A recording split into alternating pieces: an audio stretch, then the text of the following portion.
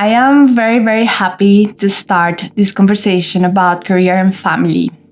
Career and family matters way too much for most of us, but sometimes we don't know what to do to improve so many things that we as parents, as mompreneurs, as dadpreneurs, as employees, as companies, what we can do to improve.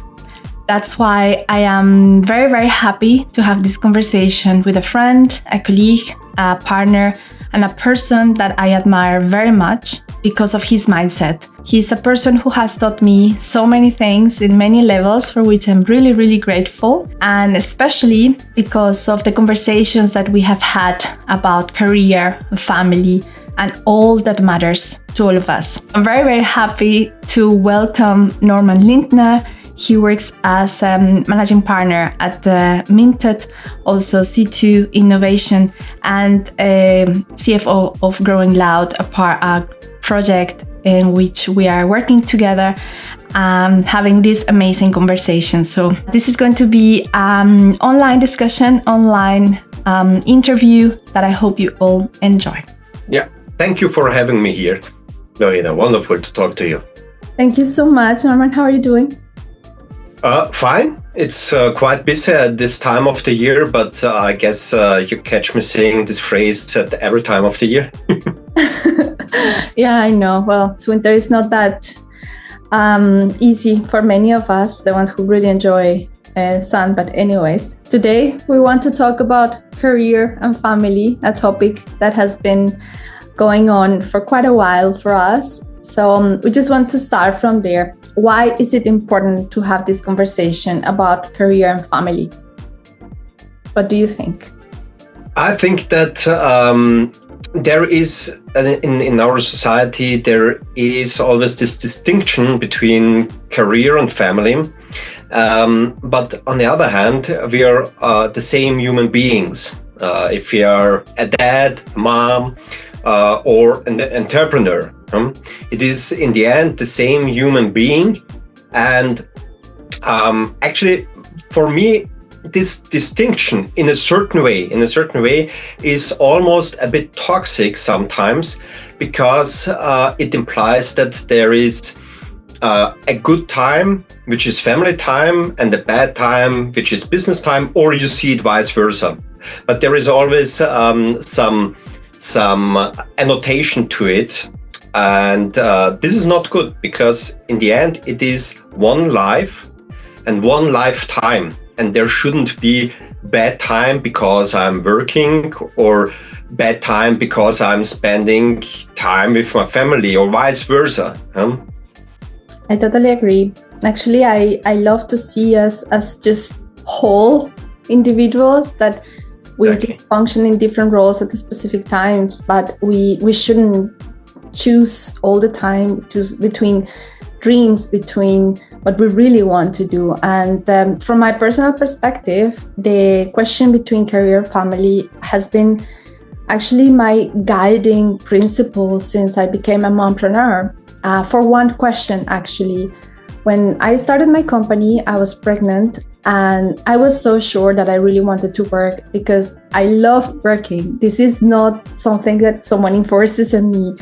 My work is my hobby. I just love to do what I'm doing, and I think I shine more when I work.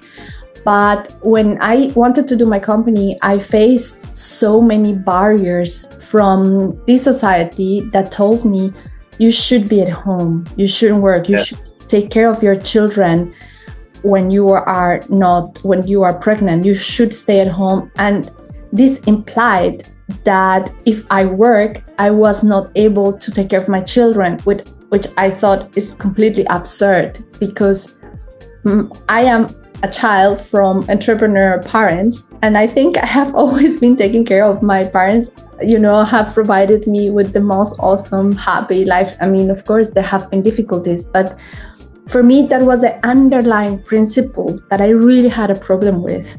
That if you work, you choose only to work, and you are not able to take care of your children, which I not only think is untrue, but it's the opposite. Sometimes when you work, you get so so much happiness and so much good things to offer that you're actually sometimes even a better parent because you are shining. What do you think? Yeah, absolutely. This is one of many actually taboos which are persistent in our society, and which gives us an artificial fences, and actually this hinders us from balancing freely in a mentally, especially mentally healthy way, how we manage our time. What people tend to oversee is that it is about quality time. And this applies to work time as well as to family time, to time with children. You may have, just to give you an example, the classical one, if you take the decision because you have kids, and be it the man or be it the woman, you get back, you say, now I don't work anymore, or I don't work so much anymore. Then this is actually something which is contradicting your inner motivation. I mean, it could be, of course, that you were already upfront to this situation, very unsatisfied with the kind of work. Okay, then it's a different thing. But especially if you are, if you like to work, if you're happy in your work, and then you take a decision which is actually not conform with your intrinsic motivation, this is always leading into an imbalance. This is always, it's actually damaging you and your mental health. I totally agree. And you took a very interesting point that I would like to elaborate more, which is sometimes could be actually the opposite, and that can damage you with regards to productivity and being, liking what you do. Let's talk about what can we do from a corporate perspective, since it's one of your expertise. Sometimes companies don't know what to do to improve this situation, because apparently people say, this is just a family matter. But what you say is quite important, because you're saying actually this affects people in an individual basis, which means that affects employees. It affects the overall productivity and performance of a company, because the company's performance is made, with people's employees, people's work. And if people are not well, the productivity and, lots of things in companies don't work. So from a company perspective, an organizational perspective, what do you think we can do to improve this situation? Yeah.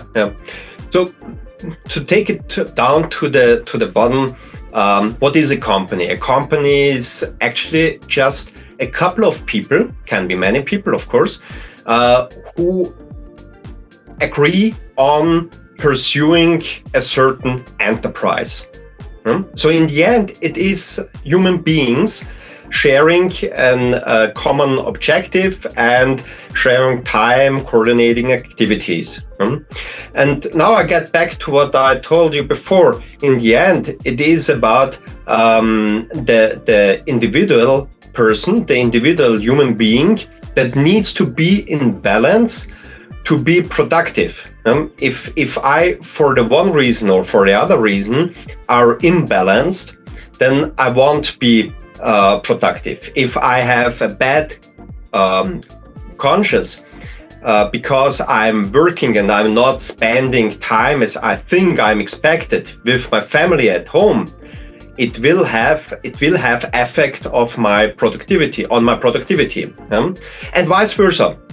If I'm sitting at home and actually longing for work, for doing something, or if I know I have actually the obligation to a certain client or to an enterprise, it is something that will haunt me, and that will create an mental imbalance, because it is artificial. We try at these situations, we try to oblige us to a composure which is not normal, which is in the end not healthy. So companies, what can they do? It is about giving space, giving a lot of space to the employees to create that inner balance. And this can be even infrastructure, like the Betriebskindergarten, keeping the back free, or it can be supportive measures like self-care activities or whatever. I think the most important aspect around that it is that it needs to follow a concept which sees these activities not only as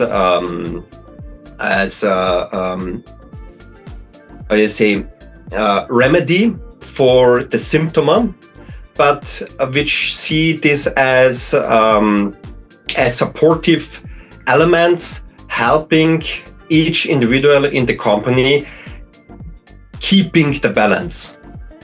I agree, and you take a very, very important point, which is we are dealing with individuals, and individual matter. And first, I will say, based on what you said, the first thing we need to do as companies is just ask people, what do they need? Sometimes this communication channel is not properly open, and sometimes employees don't feel safe or in a good space to talk and ask what they need. And this is very important. Sometimes say, I'm scared of losing my job. I'm scared to be open and be honest about your needs because of the repercussions that can have with your job. So I will say first, this openness is quite important with regards to channels of communications that allow employees, female employees, but also male employees, because this is a family matter, to say what they need to be better at their job and to really keep sometimes full-time jobs, because it's a big reality. Sometimes women want to work full-time in full-time positions, full-time jobs, but it's just impossible with the children. So if companies give a little bit more openness, as you said, flexibility, and this space where people can talk and say, okay, maybe if we have a kindergarten here, maybe if we have space to have a school here, maybe a space where children can be, more integrated, as you say, as human beings in this whole integrative society, is not that hard, actually, if you think about it. It was just making the effort of open yourself and listen to the other. Thank you for that. That I think is a very, very important insight for companies. Now, I also wanted to ask you something specifically. I know a little bit about why you think like way, since we know each other for quite a while. And I just love the insight that you give me around why it's so important to have quality time with your family, to spend as good of a time as you can at home, meaning that you don't have to spend so much time doing homework at home. I cannot say that much this experience. I cannot talk so much about this experience because my children are not in the time to go to school yet, but yours are. Yeah. Tell me a little bit more from your father's perspective. How has this been, this experience of going to school? Tell me a little bit more, if you want, about your family. Which are the ages? What is this? Why this matters for you so much? Because I know from the bottom of my heart that it does. So let's talk about why family matters. So we move from the corporate angle now, from family perspective. From a father perspective, what does this mean to have a quality time? What does this mean to care for your family and not doing schoolwork at home? Look, my experience was quite a journey. There were a lot of things which I had to understand. I mean, my kids are now 11 and 14, so this is almost or even more than 8 years of a journey, at least in the older one, in the case of the older one. And At the beginning, I had no experience. I thought about accompanying the kids on the base of the experience I had myself from the school time.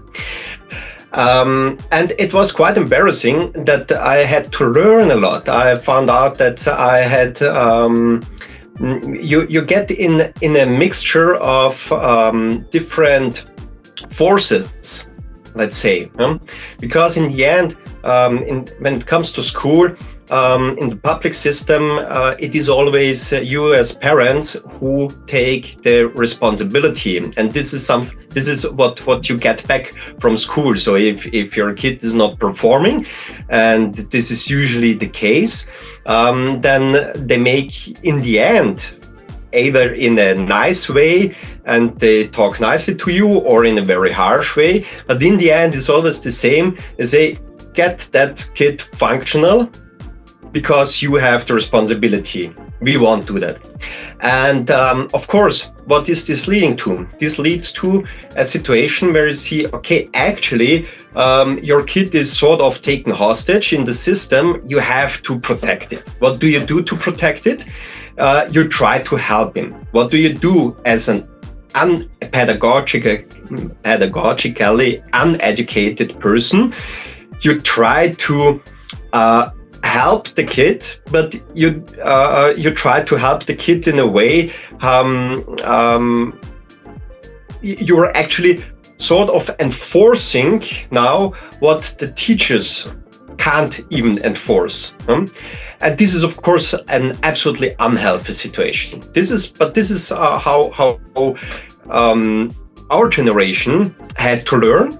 You recall the hours and hours of exercises, the tears, the cries, and so on.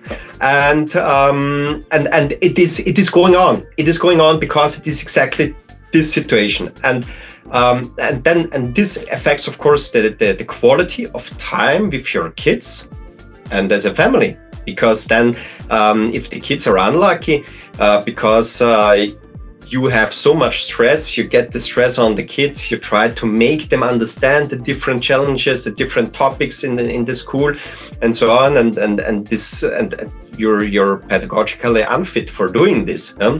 So it creates an actually unsolvable problem, because the only solution to that is that it is solved at school, that kids and teachers have a positive, mentally positive relationship, where they are recognized other as individuals, and where they can learn on their own pace. And it is a very artificial and ineffective way to involve parents who have neither the pedagogical background nor have they much idea about the stuff the kids are learning and how this embeds into the bigger learning plan.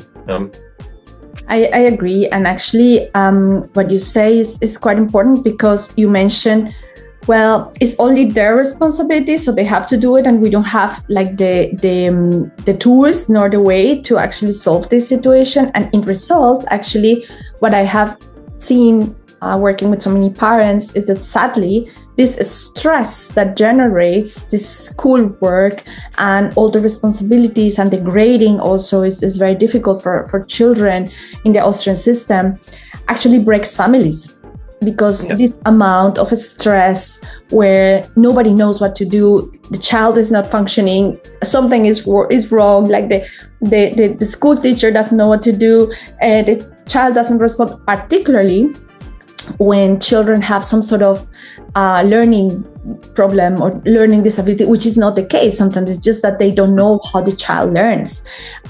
We both, together also with Cornelia, the other member of the team, Growing Loud, we conducted a focus group in which we gained so many insights about this, because there are so many layers in the school situations that we cannot see, because every family is different, of course, but the problem of not knowing how to deal with these school responsibilities sometimes is just a pressure point. It's just sometimes we just don't know. So I'm really, really happy that we are taking this time to talk about the situation. Now, lastly, I also want you to talk about a little bit what this concept of individualized learning is, since this is something that we have both talked about. We have seen that this is a great tool, a great way to help parents, to help families, and of course, and most important, to help children to find what is right for them. And this is a concept that we have seen it made work also to release this pressure of parents and schools. So can you tell us a little bit what is this concept about and why we recommend it? Yeah. In a nutshell, individualized learning requires individualized teaching, actually. And this means that it's the teachers, the pedagogical personnel's responsibility to sort of analyze where the kid is in terms of the different abilities and competences, and this there are a lot of different layers. So we could go into the scientific part of it, but that shall not be the case. The main point is that the kids are welcomed as they are. It is analyzed what are the competences or the sub-competences which they need more to develop. And then that the pedagogical personnel is reacting to it and addressing exactly these competences. So this plays together. If the one sub-competence is developed alongside with the other one without any delays, then all these competences play out, and in the end, for example, you're able to write a nice text, but you need a lot of different competences to write, for example, a text. Same is valid for calculation or whatever else. So this needs to be accepted and worked on, and in the end, this encourages the curiosity. It actually uses the natural curiosity which kids have and provides them the means to take over responsibility for their own learning process. So on the long run, you get very resilient and self-aware persons who know how to learn and who take over the responsibilities to learn. And I say persons because we often make, this is also one of the taboos in our society, we say kids and then we mean that they don't have the ability to take over the responsibility, but they have from the very early beginning. They need a company, but this is exactly one of the responsibilities and the effects of individualized learning, to get them to that point. I love the concept. I wish we could have more time, but I think you don't have more, and also we have to wrap up this. But I just love to just give a starter of what this is, because in my opinion, if I could choose one word that summarizes what I like about this concept, is respect. Respect for children as human beings, that they can actually develop in their own pace with their own sense of, as you said, awareness and learning as responsibility of their own, which I love, but also respect for parents in the way that they are also human beings who need an entire support but an entire awareness of what they want to do, how they want to do it, and obviously teachers, because then you know that there is also this responsibility share, but they are also very triggered to get better at their job because it's one individual that they're, trying to help, and not just a bunch of kids being put in a box, which in my opinion doesn't make sense. But that's a question for another time. Yeah. I think we got it very, very right. I really, really thank you, Norman, for this conversation. I think it was very insightful, very meaningful. Of course, last but not least, talking a little bit about our project. Is still going. It's a beautiful project right out from our hearts, our minds, as I said, and our souls, because this topic of family, career, profession, and learning is something that matters to all of us, not only teachers, not only moms, not only dads, not only corporations. It matters to everybody, from policymakers, institutions, society. So I don't know how this is going to evolve in the future, but at least I want to have the peace of mind that we are doing a little bit to help. So that is the approach. So we have to stay tuned for more things growing loud, which, take time, but they're evolving.